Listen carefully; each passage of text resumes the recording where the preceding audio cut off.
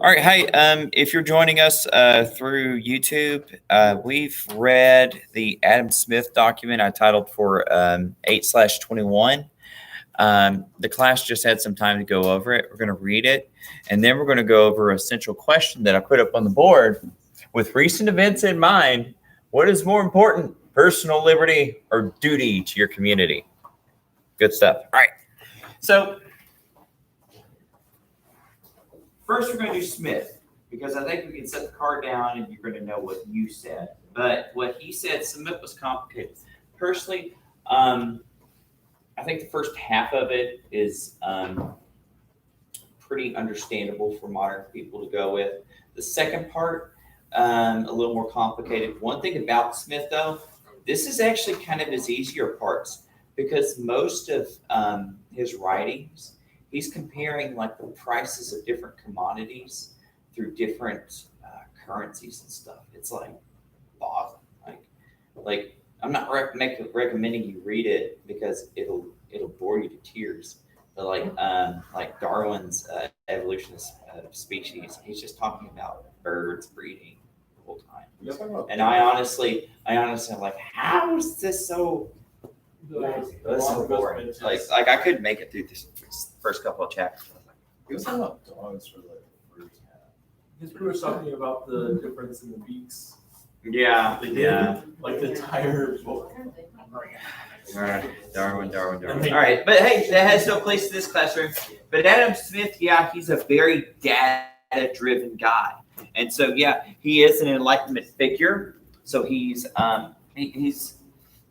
quotes a lot of those enlightened philosophers, and he also quotes Aristotle and Plato and people like that. So he's a very well-educated man. Like I told you before, he was kind of like a prodigy in Scotland, and he was known for his brilliance at his time. His writings had a major influence on the economic development of America. So, where we be? So,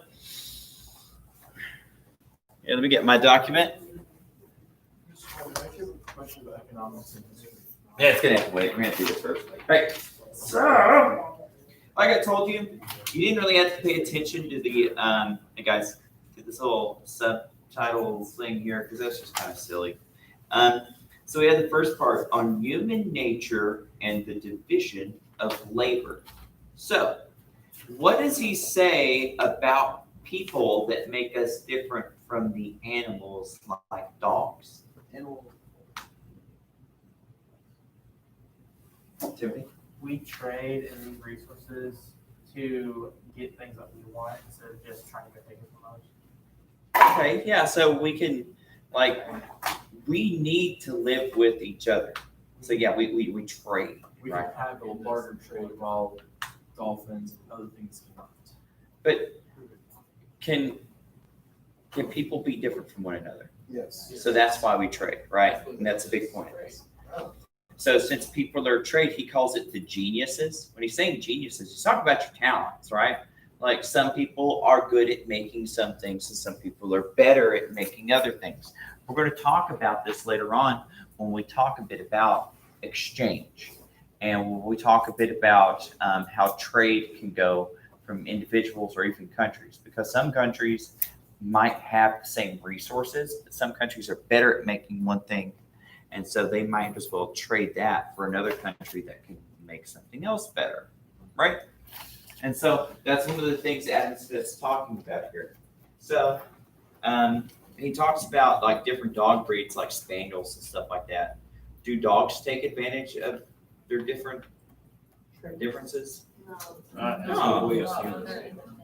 Yeah, they're independent. I mean, yeah, they're pack animals, but like a Chihuahua doesn't find a way to get an advantage from the size like a Great Dane, right? It didn't matter. It didn't matter to them. They're not like, you're not riding them like a horse or something like that. So, yeah, so animals don't really do that. I mean, we do know that different species can, of course, have mutualism and stuff like that, like Dolphins use pufferfish to get high.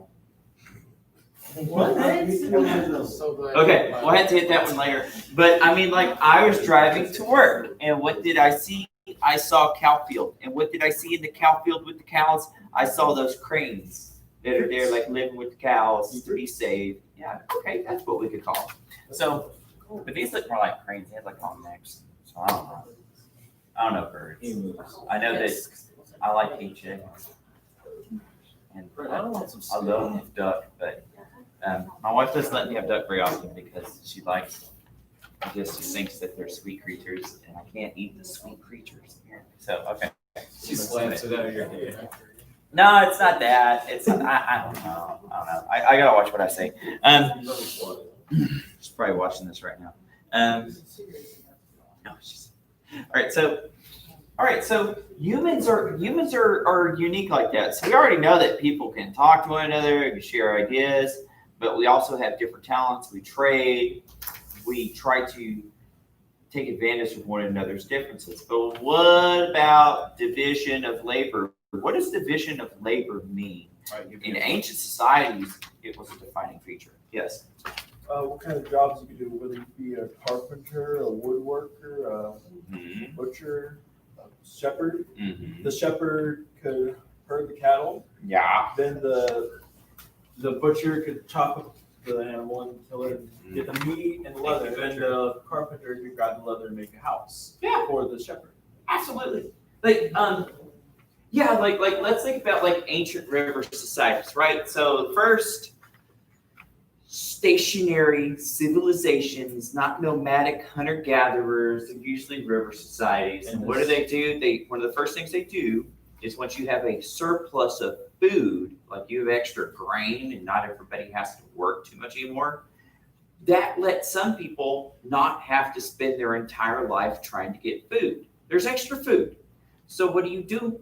You start having people for defense, for government and religion. And sometimes it's all mushed together. Like ancient kings were also usually, well, even modern, like even like close to modern kings, they're also like the head priests. And they're also like the head general and stuff like that. So it's a big deal, pickle. But how do we have division of labor today? This is gonna be like a kind of a long-winded example, right? But everyone, right? Okay, it's gonna be, Good. okay, so. Okay. Someone help me out, where does silicon come from? Oh, what? Silicon. It comes from usually mines and South Carolina. Okay, so Okay. you have silicon, right? Okay. Like the valley. I'm gonna tie that into it too. Okay. So you have the mining company.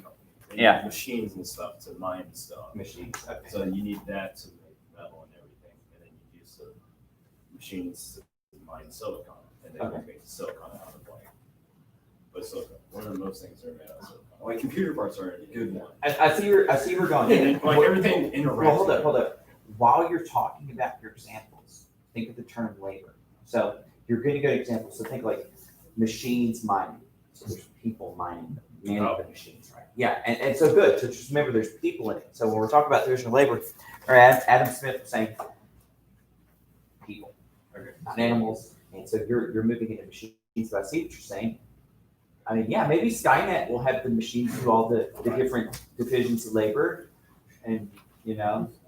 Okay, so go on. Okay, so you have people who have to build machines, and then you have people who have to operate the machines. Yeah. You have people who have to take the Yes. mining out of the machines and the Yes. silicon, and then you have people who turn the silicon into computer parts, and then you have people who put the computer parts made out of silicon inside the computer. And you have people who have to talk to other people to buy the computers and everything. Yeah. So everyone has a little part. Either it's like Yes. learning how to convince people or to like strain.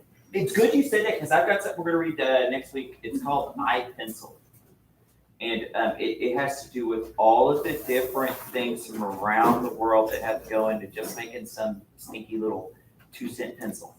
You know, because like when you think about even the machines themselves needed like hundreds of different kinds of innovations and parts from around the world. Everything like is from like so much that's bigger than us all put together. You know? Yeah, it's like crazy.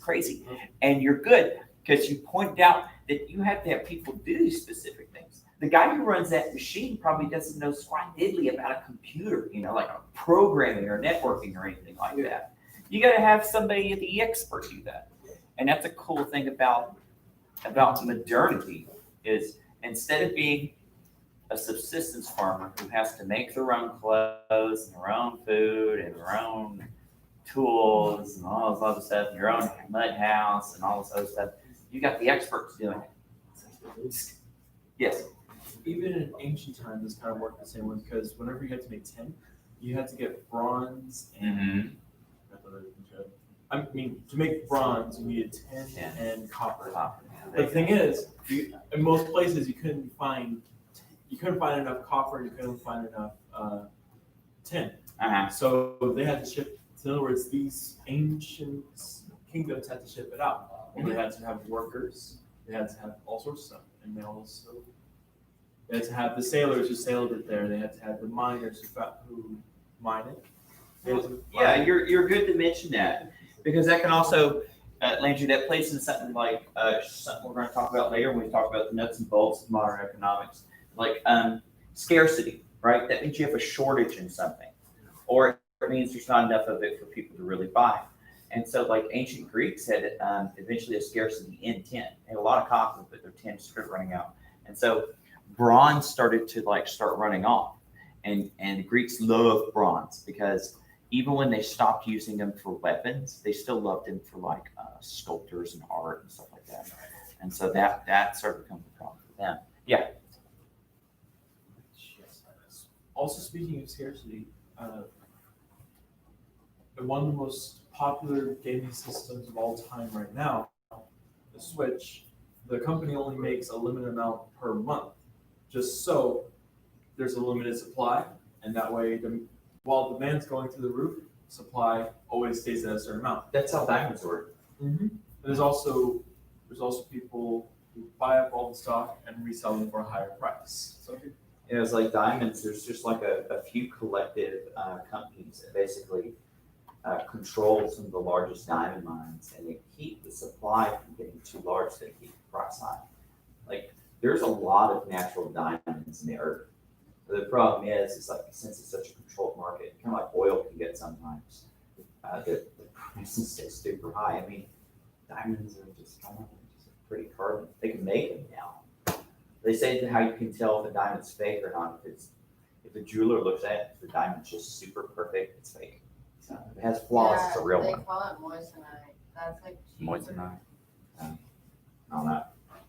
It's also more desirable now. What's cool about it too, Shinier. since they can make that, so there's a lot of tool uses. Like they use them for mining and stuff. They put them on drill bits, and they can just cut through stuff. because diamond is a harsh material, and that's why another cool thing about scarcity can also create innovation. Because whenever we couldn't get enough rubber from the Japanese during the World War II, We'll get to that later. I hate to cut you off, but we're going to save scarcity for another discussion. 1 second, Bryson. Let's go ahead and let's move on to the next part. So we talked a bit about, you had a good example, and we'll have somebody else talk with us and talk to you though. So, especially people whispering. All right, so we talked about human nature, the division of labor. Ooh, here's something. Why does he keep talking about self-love? Was he a hippie? No? He means people are gonna go after their desires over other people, and that's actually what benefits our economy because we're now self-consuming. Yeah, is he saying it's evil? Or saying you're selfish? No, he's not necessarily saying you're greedy. It's just people are self-serving. Obviously, your needs are gonna be met. So It's a strong motivator. It is. It's that's a what powerful. keeps us alive. Yeah, because human nature. you have wants, you have needs. Desire. And charity is a good thing, and it's a really powerful thing sometimes, right? But it comes in waves. It comes in short time. It's usually because of an abundance. And so and your needs don't necessarily have to be your, you could think of like those you care for. your self-love is also like your family, your kids, your spouse, and all that stuff. And so yeah, your need is like, I need meat. So, but you don't have meat. So you go buy meat from somebody else. And guess what? Since you need that meat and you're buying it from somebody, they are profiting from your need. Therefore, they are also getting a benefit. And that goes to the invisible hand. So, like before the invisible hand, this is one of the most famous quotes. It is not from the benevolence of the butcher, the brewer, or the baker that we expect our dinner, but from their regard to their own interest. So, I mean, it's true. Like division of labor. The baker is the best at making bread. The brewer is the best at making the beer. The butcher is the best at getting the meat. So if they just maybe not exchange these things, but use currency to exchange, they're all winning. Yes, ma'am. Because you're the observer. Okay. So I mean that's how it works. What are you talking about? The computer guys. You make the computer and somebody else like I can't. I mean I can snap like RAM and like a hard drive into a motherboard, but I can't make those things, I'm not a magician because it has to be magic. So because I don't know anything about it. So to me it's just like witchcraft, I flick the magic switch and all of a sudden the pretties are on. And this has to do with like the invisible hand of economics. So when he's talking about the invisible hand, he's talking about how things work out. Nobody's trying to help out these different sectors, but since the society is living with one another and they're doing things that are self-interested, the invisible hand of economics helps out one another. So, and we see this all the time. Like, I don't know. Let me think. So, pick a store. Say GameStop. Kohl's. That's why. Sears. Hansel and Gretel. Sears. No, that's dead stores. Not dead stores. Story or store? A store. I don't know. I'm trying to think of one. Okay. Academy. Okay, Academy. I was just there. That's where Joey works. What about the local Victrola dealership? Really? Yeah. Yeah, I had to do a pickup order. We ordered some really heavy stuff. So I guess. it's working. I made those poor guys put it in my truck. All right, so Why are you here? Is he doing online? He's in Florida right now. Yeah. Limited. okay. Just run your stuff. All right, so Academy.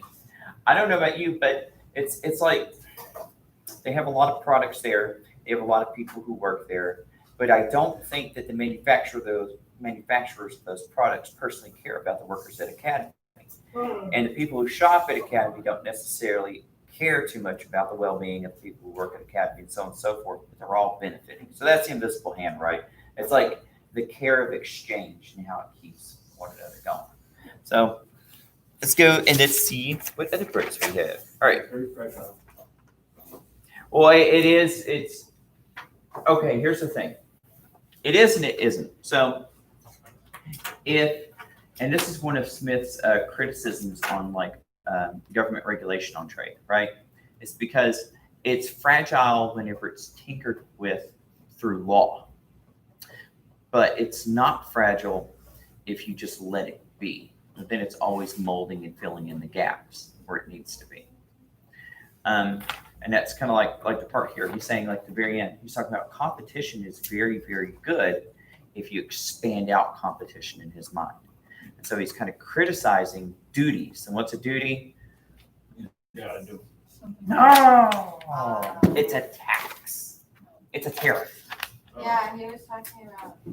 An import, something more want a tax on importation. And so what he's saying, and he is a big critic of what was still around the apprentice systems, right? Because like apprenticeship, he was like, you've got guys here working as an apprentice for like 5 years to learn how to do something that they could learn how to do in like 4 months. And because of that, it makes the pipeline where only a few people can do it. So it artificially inflates the prices. And so there were laws making it where you had to apprentice for these things. some people have those criticisms for college today. They're like, why do you have to go to college? And then when you go to college, let's say you want to be an engineer. Well, how come if you're an engineer, you have to take all these elective credits that might have to do with like, the arts and things like that, So there's similar criticisms for that, I mean. No, it's okay. You can have your opinion. So you're just talking about like the competition. Yeah, he's saying You wanna offer it competition's cheaper. good. Smith is like competition is all good. The less you can Yeah, he have said it, interference, like, the better. Explicitly, he said you want to, in every country, it is always and must be the interest of the people to buy whatever they want of those who sell it cheapest. The proposition is so very manifest and it seems ridiculous to take any pains to prove it. Yep. And he says the opposite though for the manufacturers. He says, however, reducing competition is the best thing in the world. So like, can you think of anything today that you might know of that has regulation to make it a virtual monopoly? Like a competition between two companies. Yeah, that gets like, or it didn't even have to have that. Like today, we can actually have companies get so big that they can actually run out competition. Like Google. Does anybody really compete with Google?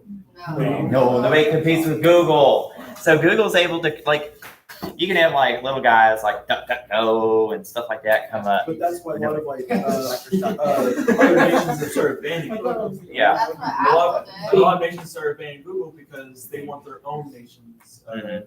web service. Oh, yeah. Like Yeah. China. I feel like With Apple Huawei. has a majority. Really? Yeah. Apple? In like our community, in my community. I don't know. And I'm the poor community. So no, I'm not an Apple user, especially like when I look at like their laptops, I'm like, why would I ever? And I never Not as learned. functional. Yeah, well, see, that's the thing. I never really learned Apple, and people tell me it's easier, and then I'm like, Well, it's Can't because we've open grown it. up with like, Mhm. speaking for myself, like in the school environment, I grew up with Apple. mm. I don't know what the. I can use an iPad because I just touch it and it does what I need. But But like, yeah, like the AirBooks and stuff. I'm like, can't do it. I use Samsung now. Well, the thing is too, I never liked Apple because I used to tinker around with my computers and stuff, and it's hard to do it like Mac. it doesn't have specs, it's very simplified. Yeah. Boring. It's Well, boring like, and you can't and do my anything father-in-law with it. had an Apple laptop forever, and every time he had it repaired, it seems like he was just dishing out crazy money. But it did the same thing as like my cheap $300 laptop, and I was like, why? I don't know, they've established some sort of appeal, I don't know what it is, I guess. And that's okay. I think it's because it's minimalistic. And we're going to talk about that, how sometimes branding is the most important thing to a consumer, right? So it's not necessarily, like you got some people who are like, if it's the same thing, I'm going for the cheaper thing. That's And you why got it's some like people, brand if it's the name. same thing, I gotta have Gucci or I can't go out in public. So, I mean, Because, I mean, money-wise, it doesn't make sense There's because actually a the bit of Nike monopoly shoes we on- buy are produced, they're marketed up like 500 to 800%. yeah, and like, That's everything we consume. yeah, and then you can, I don't know. I'm buy excited Nike. for that unit. I like talking about stuff like that. Mr. White, Yeah, last thing. it's actually really surprising monopoly on pizza cheese. Pizza cheese? Pizza cheese. Who does? I don't It's know. It's some Italian. Mozzarella? company. They own- No. It's some Italian company. They own like all these subsidiaries that make like a lot of like the pizza cheese, almost 98%. What about, do you know anything about US Foods? Is that like a federal thing? Is I that a think she's talking company? about- US Foods? Yeah, like where food service companies get their food from. Oh. Like Oh, there's no okay. competition for it, so I do think it's also very inefficient, so therefore I also. I don't know anything about that. That takes some investigation. Yes. Alright. Wait, I told him last. This was one of, no, this was about the scarcity. Uh-huh. Is there a difference between scarcity and rarity? Rarity is scarcity. So like, if there's a commodity that people want and there's not much of it, Scarcity can happen for different reasons. When the lockdown happened, all of a sudden you had scarcity on a lot of things. Everything from like toilet paper, yeah, I read the exercise equipment, Yeast. even things like plywood and stuff like that. Doesn't abundance cause inflation? It can cause like overabundance can cause deflation, so prices deflate. I had a, Oh, This is a yes, small yes, story. yeah. This is a small story. Well, hold up one second, All right. because I think because of time, we need to talk about our cards. So, what time does this class end? 12:30. Got to talk about our cards. All right, so we got our question. We're going to come back to Adam Smith later. So, if you have a safe place to put this there. Otherwise, you have to put it in a dangerous place. So, all right. So, with recent events in mind, what is more important? Personal liberty or duty to your community? Now,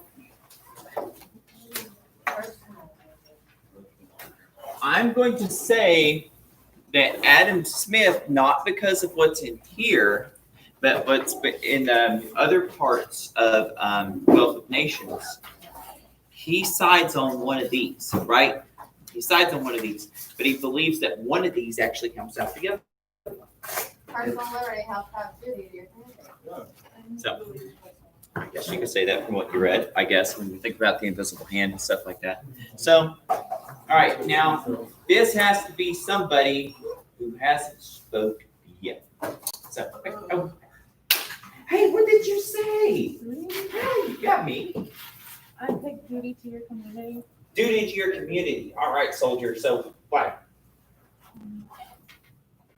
Because you're like helping others that you surround yourself with. Mhm.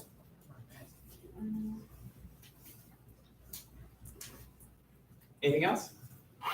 Why would you do that, though? Why do you think like that? I'm curious because I'm not criticizing. I just want to know, why do we need to have a sense of duty to those around us? Is there a motivation for it? Well, I think if you keep the people around you in mind, you know, people that you are happy to interact with and everything. Yeah. And it's going to in turn help you. Okay. Oh, yeah. So like a family, if everybody in the families help each other out with the chores. Well, Chores getting yeah, done? kind of like that. Okay. All right. Okay. Okay. Yeah. That's really moral too, right? So like if you're like, Not like they'd owe you something, but just it would, if you're like trying to keep other people safe or whatever, then I feel like you're gonna end up doing that for yourself as well. so if you pay it forward, Yeah. they might pay it forward, and then somebody else will pay it forward, right? to you. Okay. Okay, I got it. So what's really cool, it's only happened a couple times for like in the drive-through, and they're like, the person in front of you ordered or paid for your order. Wish I ordered more. All right, yes. Order the whole menu. I say personal liberty is more important because if you have personal liberty, those who value it will start creating their own duty to their community in order to protect their liberty. But if you have just straight on duty and you're starting to be ordered around, people will want to secede from that community in order to escape that, and it'll just be a slippery slope towards tyranny of either government or law. So you're talking about motivation. So we have you have motivations. I love my liberty, so I'm going to help out the community to protect my liberty. So that makes some sense. So you got morals, and you've got self-interest that turns into community interest. Okay, so feeding into each other. Okay. Now, who else has this?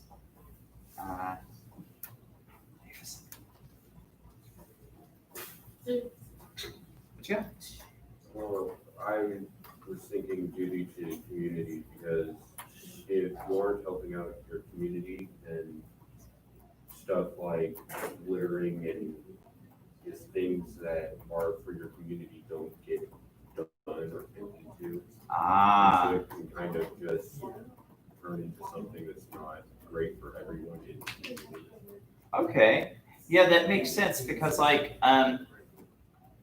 because if like everybody's like a jerk to their neighbors, it's gonna be a bad neighborhood, right? I mean, it's true. You have to have people who are willing to go out of their way to make sure things are a little better for us. So that makes sense.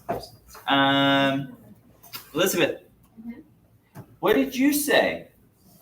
I said the same thing as 70, that focusing on personal liberty can eventually, or like, contribute to the community, Okay. the invisible hand type stuff.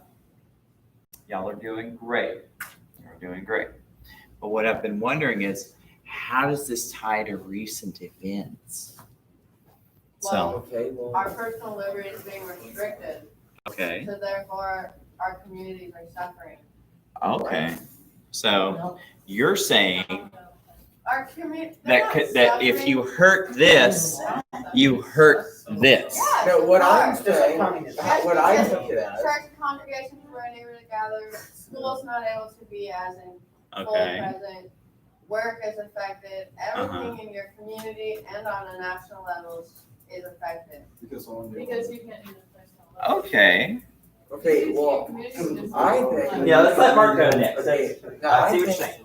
that the personal liberty thing, like the duty of your community is to wear a mask. Okay. And a lot of people are like, oh, but my personal liberty, I can choose not to wear a mask. But it's a good idea to help out everybody and It not is. kill somebody by wearing a mask. It is. And like to close businesses, that's like the duty of your community. You have to close the business so people don't die.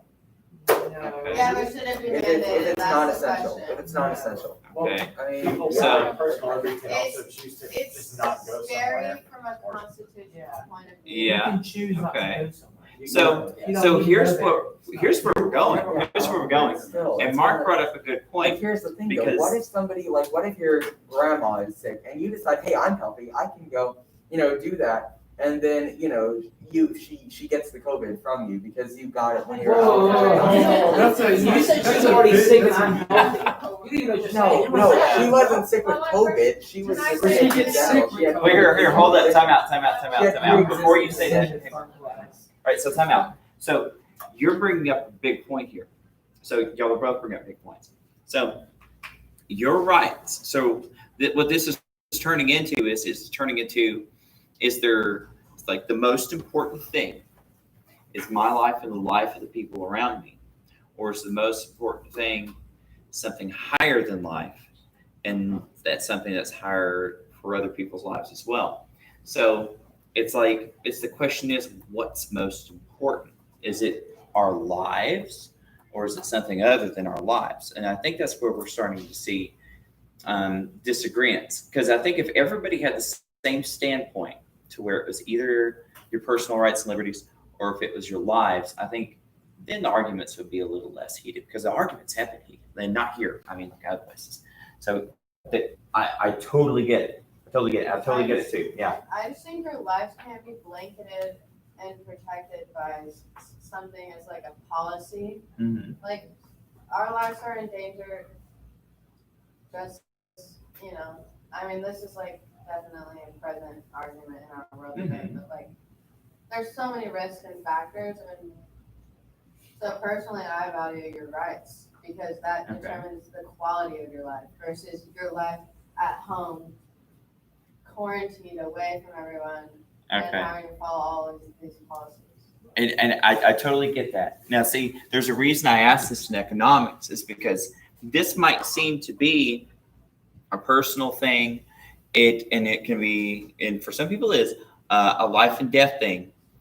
But these things affect exchange. There's a lot of people who've had to make a lot of economic decisions, like the country, the states, the municipalities, business owners, families, It And hurts so- many businesses. and that's why that's important to think about things that might not seem like they have a lot to do with markets and exchanging, but it does. I mean, whenever somebody comes up and they ask people, what do? They're actually asking, what are you? They're your identity. Most people's identity is their job. You know what I'm saying? That's what it is. Yeah, if somebody says, hey, what are you? and say, "Look, I'm a bunch of meat and bones." No, you say like, "I'm a teacher," or something like that. It's usually, or I'm a welder, I'm a cop, I'm this and that. And then we make judgments off of that and criticism. Well, we can, but it's part of, economics, your career, your job is who you are, especially after school, right? So, what you got? All right, so I want to go back to what Mark said about the whole business thing. I feel like personal liberty should have some sort of tie into personal responsibility and common sense. Okay. People going out to restaurants and not wanting to wear the mask if you don't, when they're supposed to. If you don't want to wear the mask, and if you don't like it, then just simply go to another restaurant. Choice. Yeah. Okay. If you're, Okay. if you're so heated about you not getting your way because of a piece of cloth, then I'm worried more about your heart than what this virus is doing. Okay. Yeah. And there have been news stories of violence where a pro-masker is hurting someone, or a violence where an anti-masker is hurting somebody over a mask. And that's one of those things where some people think it goes, people are scared, right? So they're doing things. Because it's like the freeze. It's some freeze kind of like whenever it hits the fan, some things will. What, boo-boo? No, yeah. When it hits the fan, it either brings people together or brings people apart. Something like that. Oh, okay. Yeah, I think I It understand brings the what worst you're out saying. of the people. Yeah, so like 9/11, terribly bad thing that I wasn't in the States at the time, but yeah, it brought a lot of people together. Where were you? In Italy? Germany. Oh. Yeah. So yeah, or you got some things where there might be people turning ugly against each other right now. There's this guy that I work with, and Uh-oh. I did surveying this summer, Okay. Ooh, and neat. he works in the office, and he said that if he walked into a gas station and people said he had to put a mask on, he said he'd rather go to jail than put a mask on. But okay, so for example, there's a hardware store in White House Yeah. that the owner's not requiring the workers to wear a mask or anybody that's coming in to wear a mask. Yeah. I like going there because I don't have to wear a mask. But if I do need to go into Walmart, I'm going to put a mask on. So if someone tells you to put a mask on, just find the alternative to it. So you're saying there's a balance. Yeah. Like there people. should be. Okay, yeah. Like if you have a I don't know what the word is. Landry, what's the hardware store so I know not to go there? Is that the one that used to be across from Brookshire's? Rockmores. Yeah, Rockmores. That used to be across from Brookshire's but moved. Yeah, it's on 110. Yeah, I'll remember not to go there. All right. Yeah. So I've been buying everything off Amazon for years. What's stunk is all my shipments got messed up though once all of that. All this time, I would have been buying books. Okay, so hey, I think that was a pretty good discussion. I think we're going to end it off here. Hey,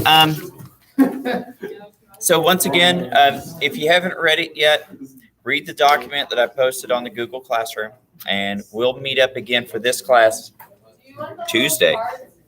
I'm going to collect them.